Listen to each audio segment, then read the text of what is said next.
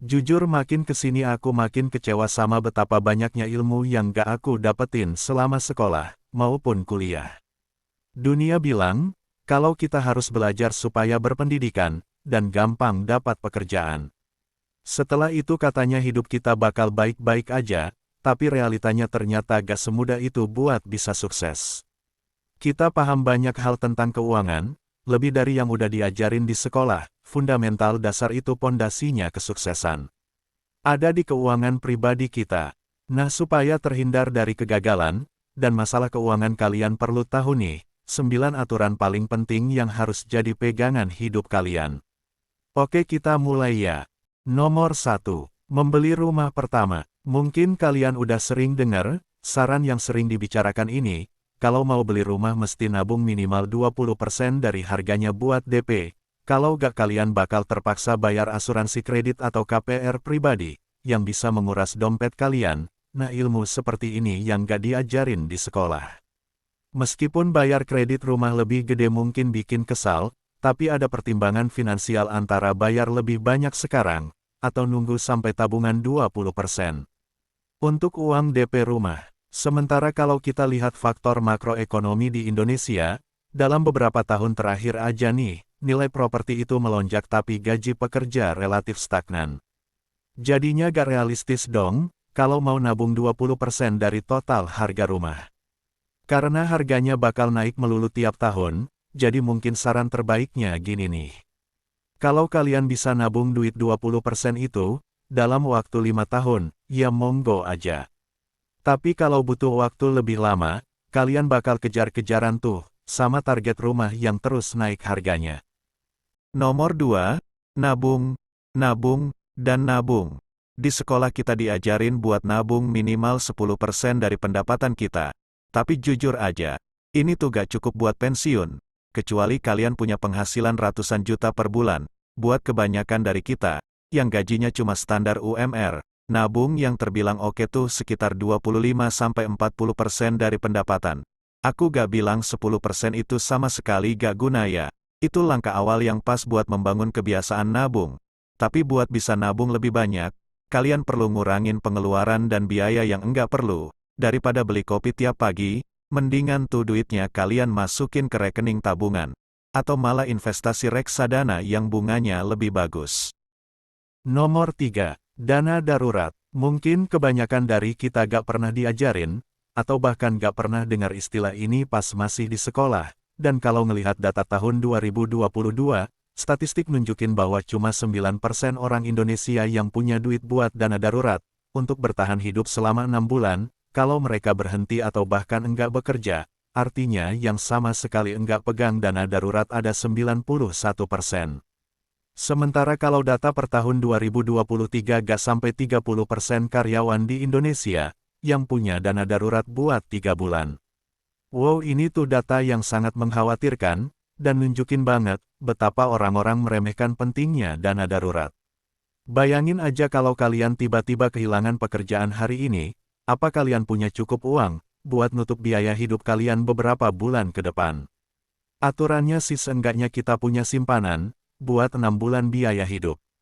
Tapi kalau menurutku, semakin banyak semakin bagus. Nomor 4. Dasar-dasar budgeting atau pengaturan keuangan. Budgeting itu penting banget dalam hidup, tapi di sekolah kita gak bakal diajarin sama sekali.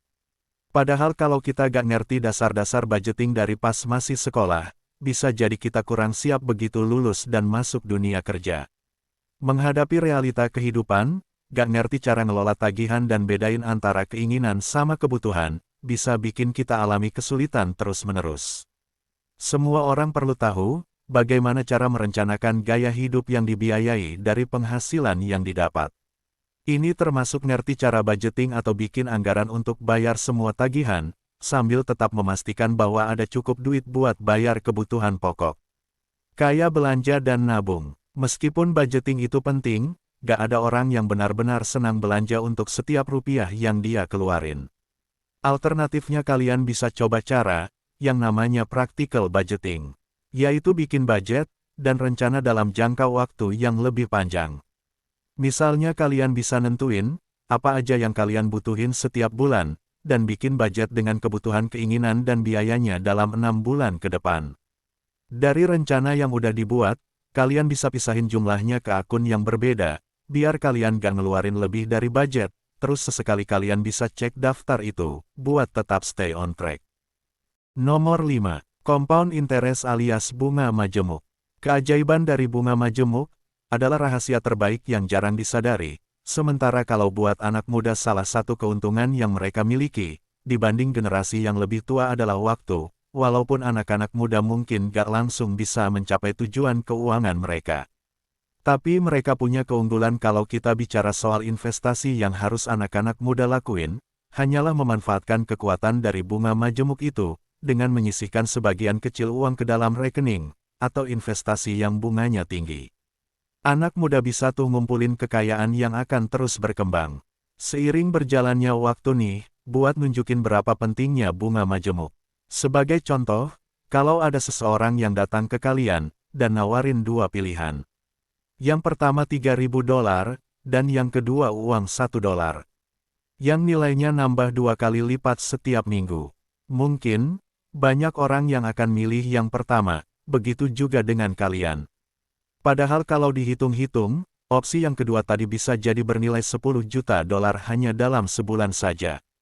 Kalau contoh ini, masih belum cukup meyakinkan. Kalian bisa untuk mulai, compound interest ini. Buat ngembangin uang kalian. Tapi perlu diingat ya, gak semua rumus bunga majemuk itu seperti yang aku contohin tadi. Bisa tergantung dari kebijakan, dan naik turunnya nilai investasi yang dipakai. Intinya, konsep bunga majemuk dalam investasi ini, perlu dilihat manfaat jangka panjangnya. Itulah mengapa, banyak anak-anak muda yang paling diuntungkan oleh adanya, bunga majemuk ini. Nomor 6. Rahasia kredit. Sebagian besar anak muda, abis dapat kartu kredit, pertama suka ngabisin limitnya sampai habis. Pada akhirnya, mereka jadi kejebak utang, dan harus bayar bunga yang besar, dan kadang-kadang malah telat bayar, yang bisa berakibat buruk buat mereka sendiri. Sementara, ada suatu hal yang banyak orang gak tahu nih, yaitu pentingnya skor kredit, dan menjaga riwayat kredit yang baik. Mungkin mereka bakal lebih aware tentang rahasia ini. Kalau sekolah lebih fokus ngajarin life skill yang satu ini, inilah yang perlu kalian tahu. Kalau skor kredit kalian adalah salah satu bagian paling penting, dari kesehatan keuangan kalian. Dan umumnya menentukan posisi keuangan kalian, sebagai orang dewasa. Dengan skor kredit kalian yang bagus, kalian lebih gampang, buat beli rumah, beli mobil, dan dapat pinjaman bisnis.